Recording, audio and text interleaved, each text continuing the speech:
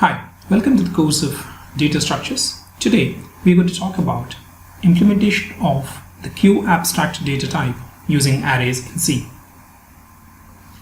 So let's quickly start with the definition of Q abstract data type. It is nothing but a collection of elements, and these elements belong to a type T, which can be a simple type, complex type, or another abstract data type with its own mathematical model and operations. So the model of the Q abstract data type is a collection of elements, and by simple I mean the primitive types defined in programming languages. Now the Q abstract data type also provides us with some operations using which we can access the elements in the collection and manipulate them. So one operation is called as insert, which puts in elements into the collection, and another operation is delete, which removes elements from the collection. And one constraint that we have with the Q abstract data type is called as FIFO, stands for first in first out, which restricts that the elements that are deleted when the delete operation is called on the queue are the ones that are least recently inserted. So the element that was first put into the queue is the one that is deleted at any given point in time. Contrasting it to the definition of the stack says the constraint is LIFO, which is lost in first out. This is the only difference between the stack and the queue. Mathematical model is the same, collection of elements. The operations are almost the same, except the names are different for stack to reflect the fact that it's a LIFO structure versus a FIFO structure of a queue. But insert and push are the same, they just put in elements. Delete is the only operation that differs. Delete for a queue obeys the FIFO principle, and pop for a stack obeys the LIFO principle. So now let's try and recap the data structure of arrays in C. Arrays are contiguous collection of data items of same type. By contiguous, I mean that the elements are stored in contiguous memory locations. So one advantage of an array is that it provides very quick index-based access. In C, the index runs from 0 to a defined maximum, and if one wants to access an element which is at a given index between 0 and max, that can be quickly done using arrays. And the complexity of the operation is order of 1. If you know about asymptotic complexities, order of 1 means that irrespective of number of elements in arrays, it always takes constant time for one to access an element using index. And the notation used to access an element in index I in an array is like this, using the square brackets. One disadvantage of arrays is that once size of the array is defined at compile time or runtime, it is difficult to resize it. So the size of the array is fixed either at compile time or runtime when one assigns memory to the pointer that represents the array. It is very costly to resize it because it involves reserving contiguous location in the memory and copying old array data to the new contiguous location. So how do we map the Q abstract data type to arrays? Mathematical model of the queues is very simple to map to an array.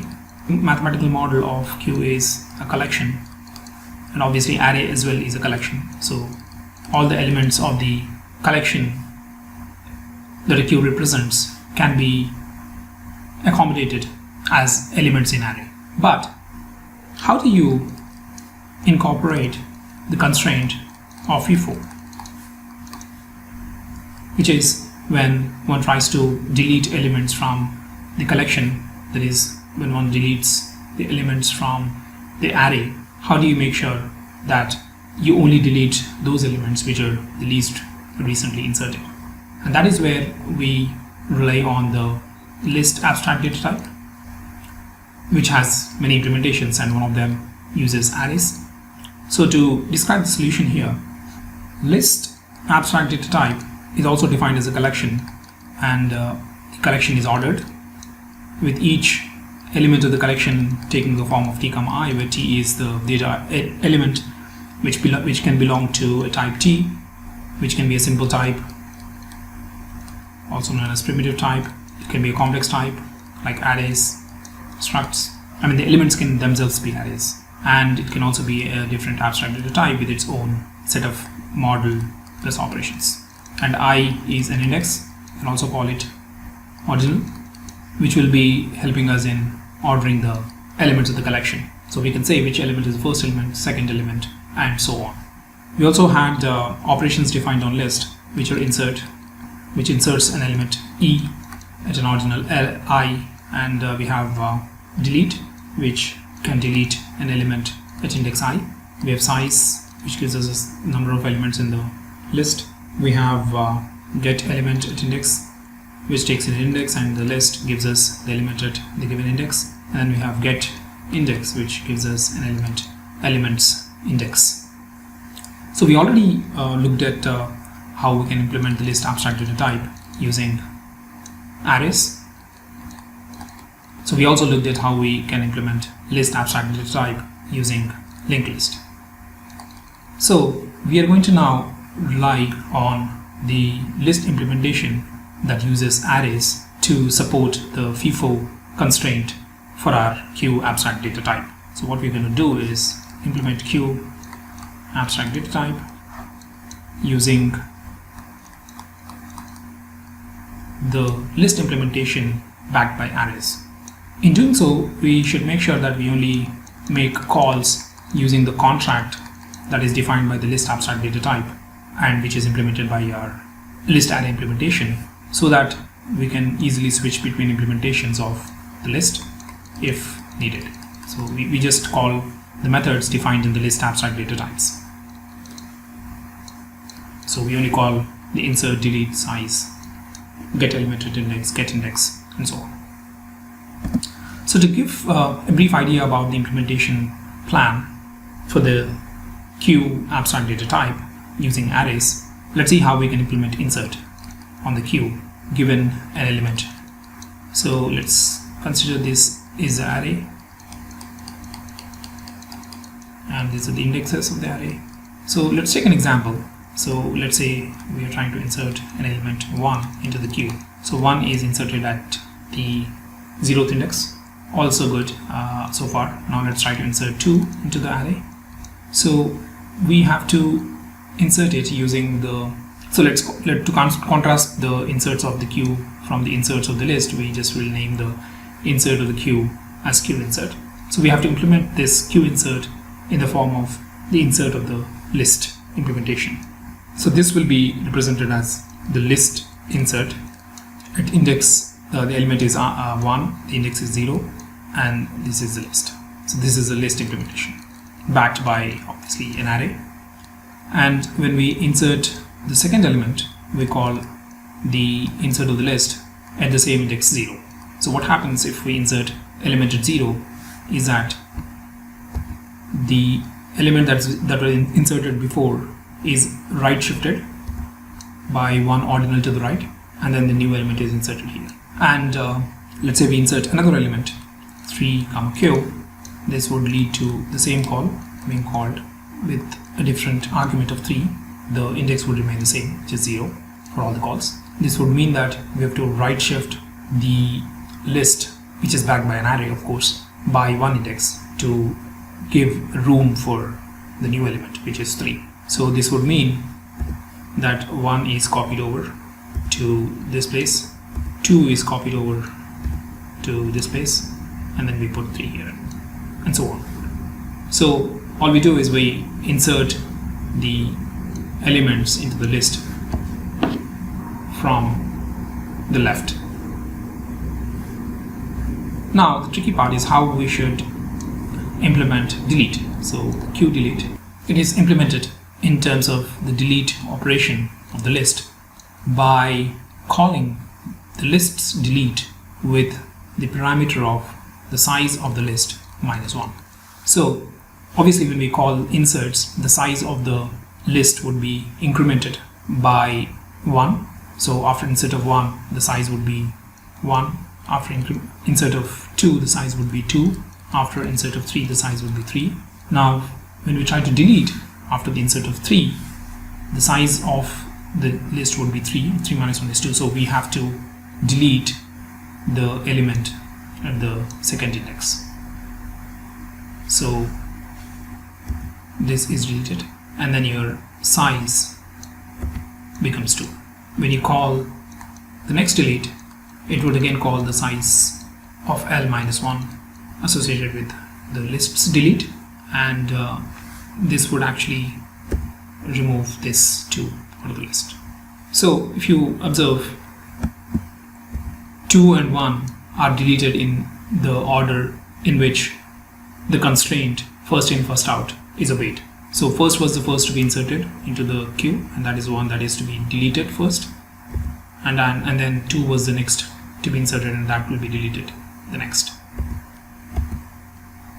So to summarize, given this is a list, for stack we always push and pop from 0th index.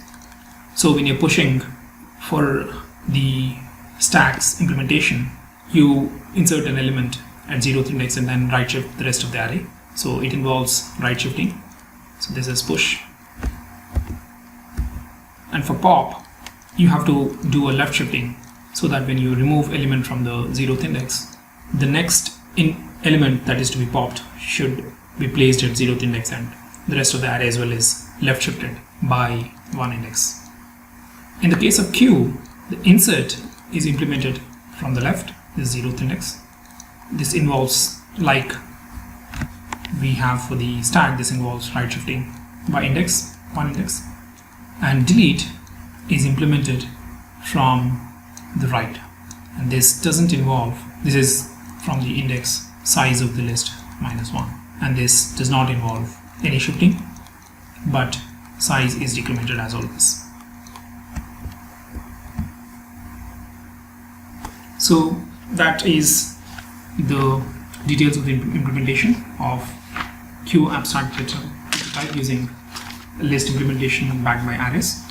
So let's take a look at some code. So we have the queue interface defined in our header file. So we have a queue insert and queue delete. This is implemented in this file, the QArray.ds file, which is very simple. You basically alias the list definition that is in the list implementation. List arrays implementation has a header file which specifies the functions and the mathematical model backed by an array. So you have an array and which is initialized with the max size and then the size of the list itself to recognize the active part of the array that the list is occupying at any given point. And we have this list API implemented. So this is the mathematical model backed by a structure and then the operations defined by the list abstract data type. And this is implemented in this file, which is the list array.ds, and this is the one that we discussed in the previous lecture. Size is just written the size. Get does a index-based access to the underlying array to get the element. First last is simple. Insert would insert the element at a particular index, which is again, it uses a index-based access to insert the element. But before inserting the element, it also tries to right shift the array by 1 index starting from the rightmost element of the list. It shifts the array by 1 index. To illustrate this, so you have the array to insert, this is how it is done, and then the element is inserted at this point. After this, index is vacated by the element as part of the right shift process. Delete is also analogous. You do an index check, save the value that you're deleting, start doing the left shift from the index at which you're deleting the element from, decrement the size, return the value. Get index is very simple. It compares the value with the value stored in the array, and then when there's a match, it returns the index. Get element at index, which is nothing but get, also is very simple, which uses the index-based access of the array to quickly get the element from that particular index. And QArray.ds is defined by these 3 functions. Insert, delete, and is empty, which is very, very simple. You call insert with 0 as the parameter because we're inserting from the left, and then qdelete deletes from the right, which is the size of the queue minus 1. isEmpty is similar to the one that we did for stack, is size queue equals to 0. If it's true, it returns 1, otherwise it returns 0. So let's try to see how this program runs. So we have inserts happening to the queue, 1, 2, 3 in a row, and then we have a couple of deletes. We then check if the queue is empty. This returns false because there are 3 inserts and 2 deletes. There's 1 element still in the queue. And then we do the final delete and then check for the emptiness of the queue, which will return true in this case. So let's try to run this. And as you see, the first inserts 1, then 2 is inserted, 3 is inserted. Then when you delete, the one that's inserted the first is removed, which is in this case 1. So 1 is removed, you have 3, 2. And then you call delete again, 2 is removed because it was inserted before 3. And then isEmpty check returns a 0 because it's not empty yet. And then you call the final delete that clears up the queue, and then isEmpty returns 1. That's pretty much it. So we have seen how we can implement the queue using arrays. We used the array implementation of the queue in this case and demonstrated how we can implement one abstract data type using implementation of another abstract data type. In particular, this implementation uses the well-published contractor interface of the list abstract data type. So if there's another list abstract data type implementation, our implementation would not change, thus leading to robust, reusable, and extensible system.